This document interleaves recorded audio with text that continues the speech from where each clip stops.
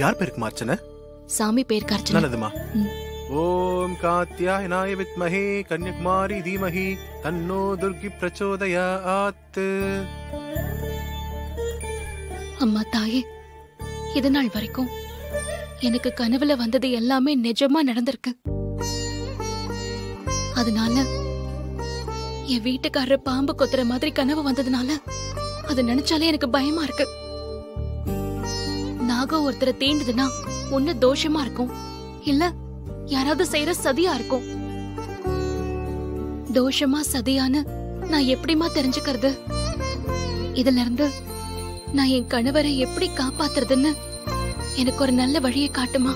ஓம் சர்வ மங்கள மாங்கல்யே சிவே சர்வார்த்த சாதகே சரண்யே த்ரியம்பகே கௌரி நாராயணி நமோஸ்துதே. இந்தாங்கம்மா, தொட்டுக்கோங்க.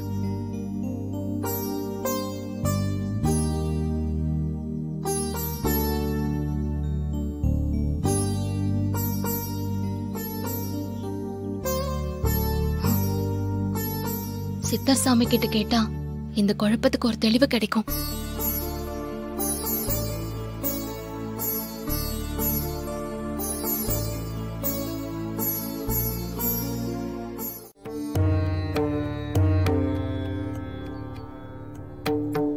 என்ன உன் பிரச்சனை?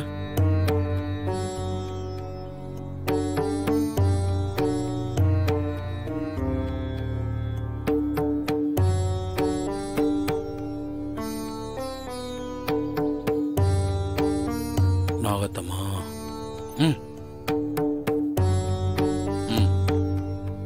உன் பிரச்சனை இந்த நாகத்தம்மா பாத்துக்குவா. போ உட்காருமா.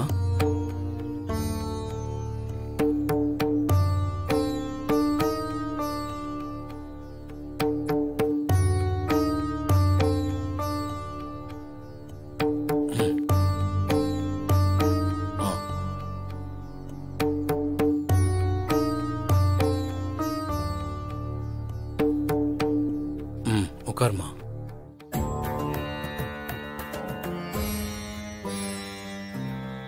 சாமி, நேத்து ராத்திரி என் கணவரை நாகம் தீன்ற மாதிரி ஒரு கனவு வந்துச்சு.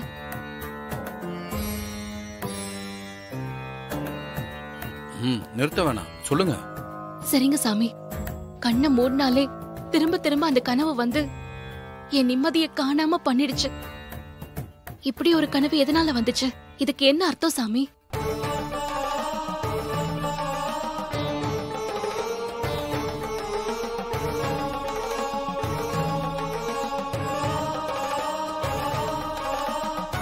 உன் கனவுனால பாதிக்கப்பட்ட நாங்க ஒண்ணு அவர் மேல கோபமா இருக்கு. என்ன சாமி சொல்றீங்க?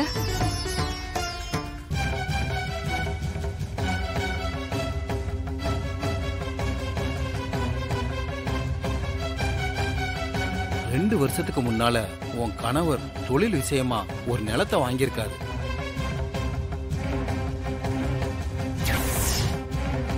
என் அம்மாவும் என் மனைவி மாறியும் அதை தெய்வமா நினைச்சு கும்பிட்டு இருந்தாங்க. அதனால அதை அப்படியே விட்டுருங்க சார். எனக்கு என்னமோ உள்ள பாம்பு இருக்கிற மாதிரி தெரியல சார்.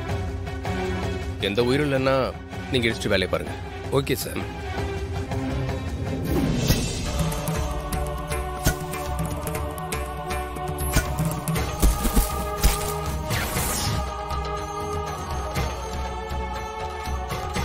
அந்த புத்தை இடிச்சதுல அதுல இருந்த நாகம் உன் கணவரோட குடும்பத்தை பழிவாங்கிறதுக்காக உங்க வீட்டுக்கு வந்து உங்க குடும்பத்தையும் குடும்பத்துல இருந்தவங்களையும் பத்திரமா பாதுகாத்துக்கிட்டு இருந்த தெய்வ சக்தி உள்ள அபூர்வ வைரத்தை எடுத்துட்டு போய் மறைச்சு வச்சிருக்கு.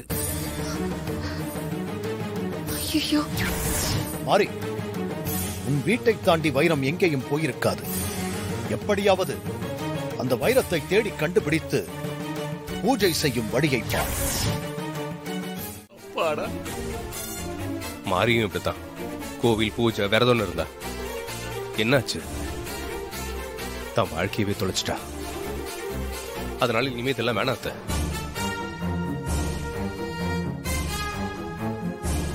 மாப்பிள்ள சொல்றதும் கரெக்ட் தான். கடவுளே கதின்னு இருந்த மாரியோட நிலைமையை நினைச்சு பாருங்க. எனக்கு கூட பரிகாரம் பூஜை மேல எல்லாம் நம்பிக்கையா போயிடுச்சு. ரிட்டுன்னு வரா இங்க பாருங்க, உங்களுக்கு நம்பிக்கை இருக்கு இல்ல, அதெல்லாம் தேவையில்லாதது. ஆனா இப்படி எல்லாம் பேசாதீங்க. சரிங்க. இங்க பாருங்க, உங்க நல்லதுக்காகவும் இந்த குடும்பத்தோட நல்லதுக்காகவும் இந்த பரிகாரத்தை நீங்க பண்ணியே ஆகணுங்க. மாட்டேன்னு சொல்லாதீங்க. என்னம்மா பேசுற நீ? மாரிதான் படிக்காத கிராமத்து பொண்ணு. பூஜை விரதம் பரிகாரம்னு எப்ப பாரு வீட்டை கோவில் மாதிரி வச்சிருப்பான்னு இவங்க எல்லாருமே சொல்லுவாங்க. ஆனா என்னம்மா ஆச்சு? அநியாயமா அல்ப ஆயுசுல அவ போய் சேர்ந்துட்டாளே.